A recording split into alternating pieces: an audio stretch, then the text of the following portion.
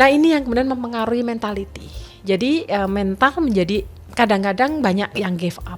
Apa sedikit give up, ada kasus sedikit give up, misalnya seperti itu. Plus tekanan.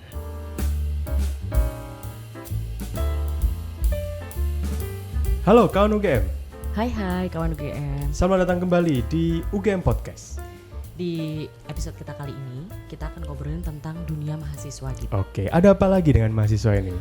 Oke, kalau kita ngomongin tentang dunia mahasiswa, itu kan teman-teman di usia atau masa-masa yang katanya tuh rentan gitu loh. Jadi mungkin mereka di awal-awal masuk ke quarter life crisis, kemudian krisis emosional, terus anxiety atau Cemas OVT gitu ya, katakan anak-anak TikTok gitu. Betul sekali. Tapi apakah ini benar gitu ya? Yes, dan apakah yang mereka hadapi sekarang itu masih sama nggak sih, atau treatmentnya sama nggak dengan generasi-generasi sebelumnya? Yes, betul. Kita akan tanyakan semua di sini dan sudah hadir bersama kita ini Wakil Rektor Bidang Pendidikan dan Pengajaran dan ada juga Demisioner Ketua Forum Komunikasi Mahasiswa tahun 2022.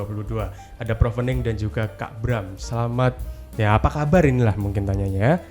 Sehat semuanya, Prof Sehat. dan Mas Bram ya. Alhamdulillah. Terima kasih. Luar biasa. Mungkin pertanyaan pertama, Mbak Astri. Ke Bu R dulu ya. Yes. Oke, Bu.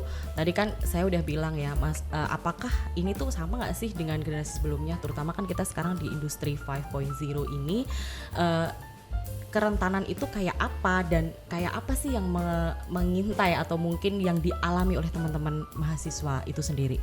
Ya, baik, terima kasih. Ini saya kira satu pertemuan penting ya, karena kita berbicara mengenai dunia mahasiswa, dunia yang bukan hanya soal bagaimana mereka belajar ya, melakukan production of knowledge, tapi ini kan terkait dengan kehidupan mereka di sisi private ya, tapi kemudian terkoneksi dengan sisi publik, sisi kehidupan mereka sebagai mahasiswa.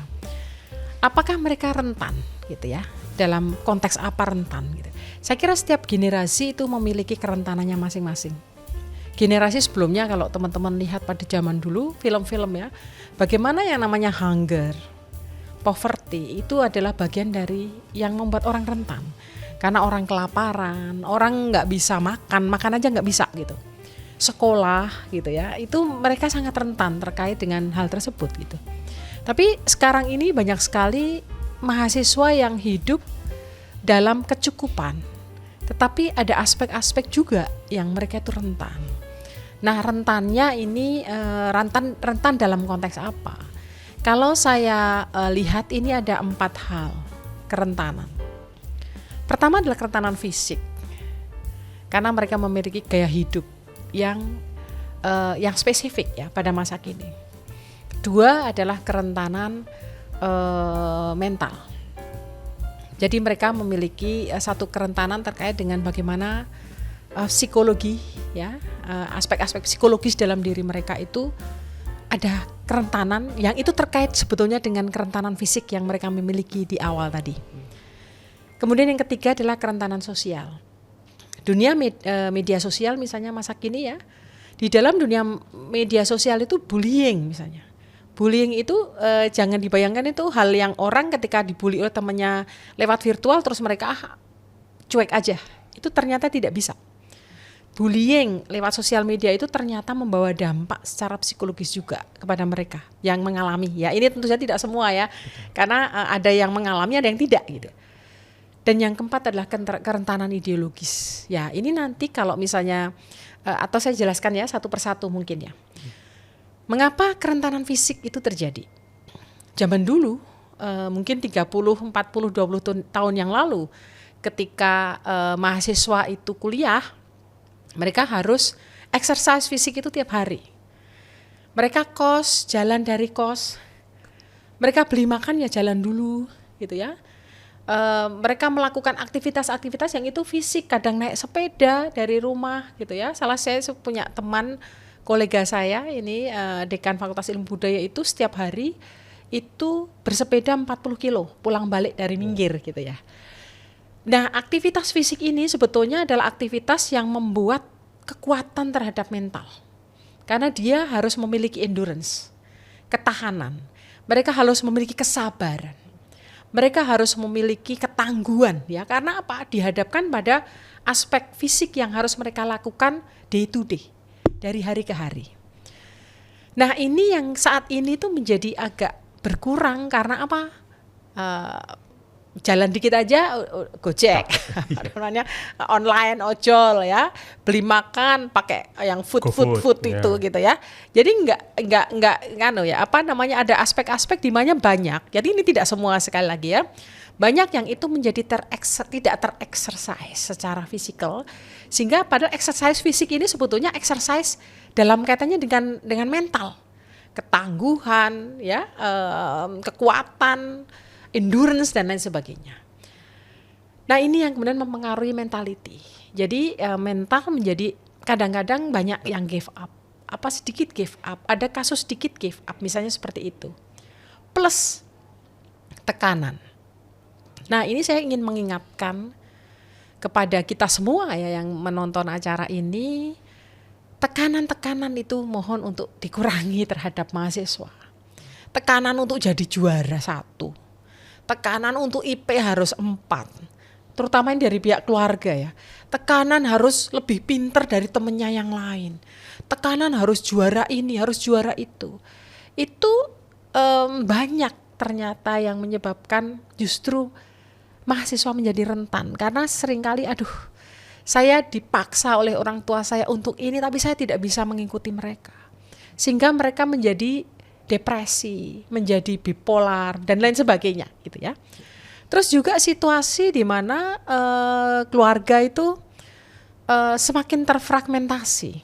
Ada fragmented family ya sekarang ini, di mana ya ini persoalan yang lain sebetulnya, tetapi ternyata banyak berdampak kepada mahasiswa ya. Situasi di dalam keluarga yang gak harmonis, ayah ibunya sering berantem dan lain sebagainya, ini membuat mahasiswa itu ternyata rentan gitu.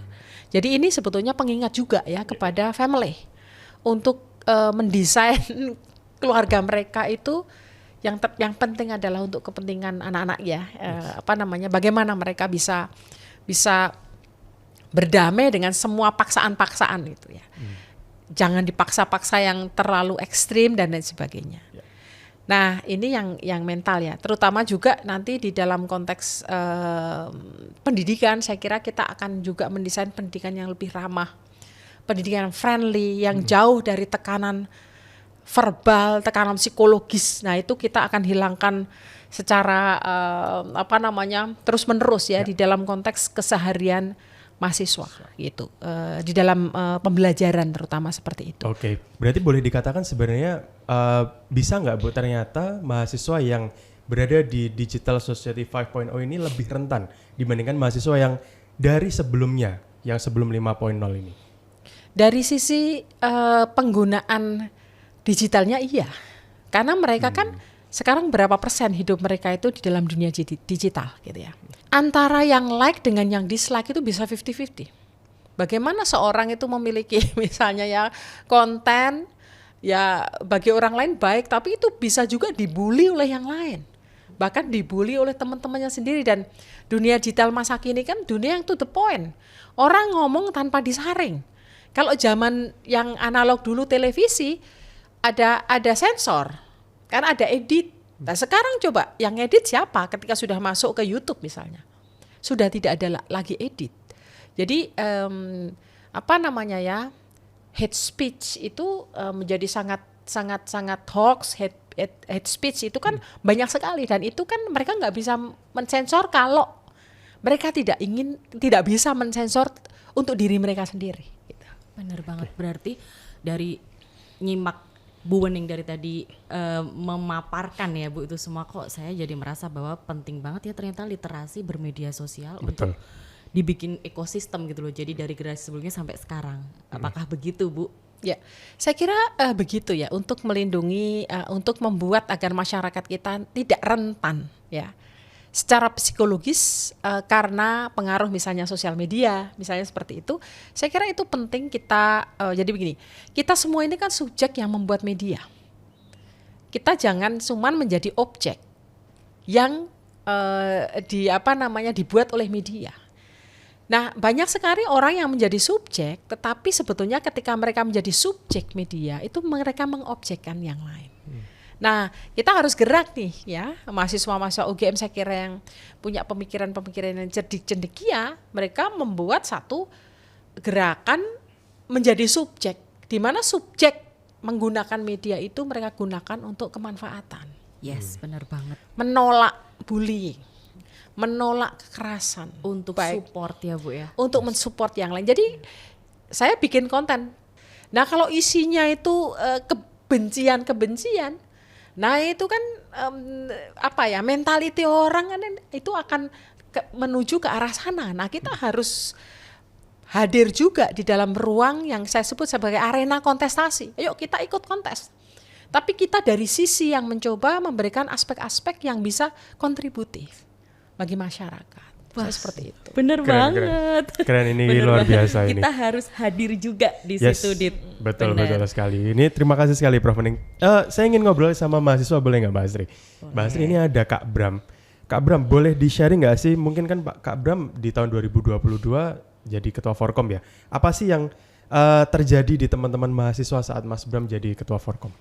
Oke, kalau berbicara tentang kerentanan ya Mas ya, Bu, Mbak juga, seperti yang disebutkan Prof Hening tadi, sedikit banyak saya juga sepakat ya sama Prof Hening. Kurang lebih apa yang dikatakan Prof Hening tadi, ada 4 tadi, itu pun juga dialami oleh teman-teman gitu, teman-teman mahasiswa UGM khususnya. Mungkin pertama yang mental dulu. Waktu sempat melakukan wawancara dengan Bu Diana, ketua dari CPMH Psikologi, itu mengatakan bahwa pasca pandemi atau pandemi itu residu-residu pandemi itu meningkatkan resiko kesehatan mental gitu. Kesehatan mental di teman-teman itu justru menurun di saat pandemi kayak gitu. Karena apa? Salah satunya benar kata Prof Hening tadi, sosial media. Nah, itu salah satu faktor yang menyebabkan kerentanan mental di teman-teman mahasiswa pun. Tapi nggak cuma itu. Kalau kita berbicara tentang mental lagi, kalau tentang mahasiswa ya, kita bisa bagi menjadi 2 kemungkinan.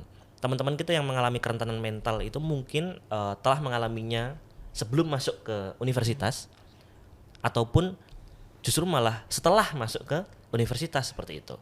Nah, bagaimana kita memetakan ini? Nah, itu yang masih menjadi problem mungkin ya di pun saat ini gitu.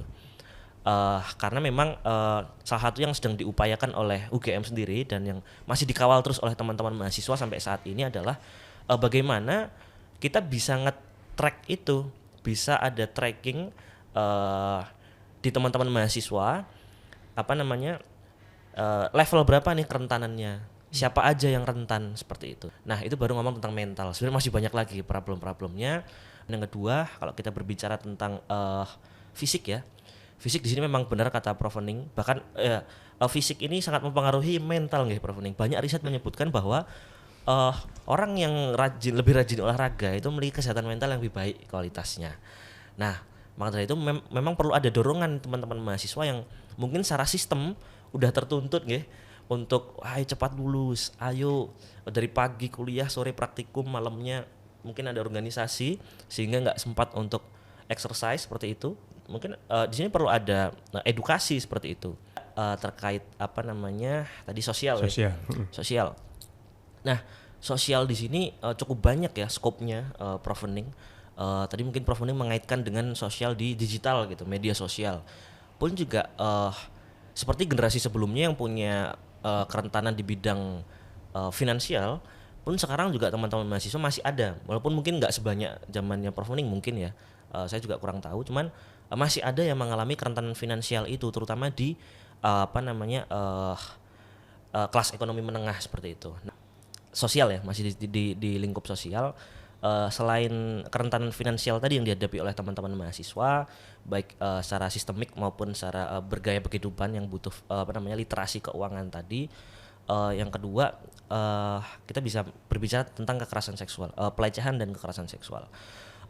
Di sini juga kontrol diri dari teman-teman, nggak cuma mahasiswa sebenarnya ya, di lingkup pendidikan tinggi ataupun dimanapun selain pendidikan tinggi, perlu ada dorongan dari kawan maupun pendidik begitu, dimana moral value itu perlu dihadirkan dalam berkehidupan kita di lingkungan sekitar seperti itu.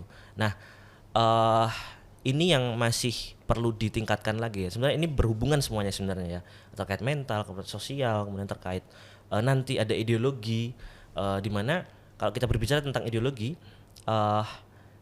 memang apa ya? Saya sendiri merasa teman-teman mahasiswa ini gitu ya sekarang ini cara berpikirnya atau bukan berkeseharian dan lain sebagainya itu semakin pragmatis seperti itu. Atau apakah ini diakibatkan oleh sistem yang menuntut mahasiswa untuk mungkin beban akademik yang sudah terlalu besar ya, beban akademik yang besar, kemudian ada praktikum, organisasi dan sebagainya, sehingga mereka nggak sempat nih meluangkan waktu untuk membaca ataupun ngobrol, berdiskusi tentang ideologi seperti itu. Itu satu. Ataupun yang kedua, apakah pendidikan tentang ideologi yang mungkin dirasa teman-teman mahasiswa Oke, komplit banget Bram, terima kasih. Oke, balik ke Prof Neng lagi ya mungkin Prof, dari segala pemaparan tadi apa sih yang udah diupayakan UGM gitu untuk teman-teman mahasiswa kita? Ya. Terima kasih Mbak. Saya kira dalam 1 tahun ini ya di bawah kepemimpinan Prof Ova banyak sekali yang sudah dilakukan dan itu cukup speednya tinggi karena kan mepet ya waktunya itu dalam waktu 3 bulan misalnya contohnya Satgas Kekerasan Seksual itu terbentuk dan Satgas Kekerasan Seksual itu betul-betul melaksanakan tugasnya dengan jadwal yang sangat ketat dan menurut Irjen ini adalah one of the best di Indonesia. Gitu ya. Wow. One of the best. Saya kira kita sangat mengapresiasi ya kerja dari Satgas UGM itu isinya ya 2 dosen, 1 tendik dan 4 mahasiswa gitu karena mahasiswa harus lebih dari 50% gitu. Jadi mereka yang melakukan upaya pencegahan ini sedang nanti sore ini rapat SOP-nya gitu ya. Dan kemudian juga penanganannya ini penanganan yang berat gitu ya. Kemudian dari sisi kesehatan fisik saya kira UGM sudah membuat ya berbagai bentuk nanti ke depan terutama ini akan ada di GIK ya gelanggang inovasi dan kreativitas itu betul-betul mereka akan bisa mengekspresikan segala bentuk aktivitas mereka ya fisik mereka dalam bentuk olahraga maupun seni ya terutama juga gor-gor gitu kan sekarang sudah juga diperbaiki dengan kualitas yang luar biasa sangat bagus saya kira ya. Betul. Terus kemudian yang ketiga dari sisi kesehatan mental tadinya itu psikolog hanya 1 ya sekarang psikolognya sudah 4 atau 5 saya lupa ya 5 di GMC itu sudah tidak antri lagi gitu ya sudah mulai saya saya dengar ya saya mencoba untuk mencari tahu udah nggak antri ya jadi saya selalu bilang kepada Bu Kepala GMC begitu itu kurang tambah lagi tapi kita harus selalu mengupayakan pencegahan jangan penanganan terus ya pencegahannya harus bagus jadi saya meminta baik GMC RSA itu juga melakukan proses-proses edukasi terkait dengan kesehatan mental termasuk juga dengan HPU Health Promoting University ini kita sekarang gencar tiap fakultas ini sudah melakukan ya upaya-upaya untuk pencegahan terhadap kerentanan mental ya psikologis mahasiswa.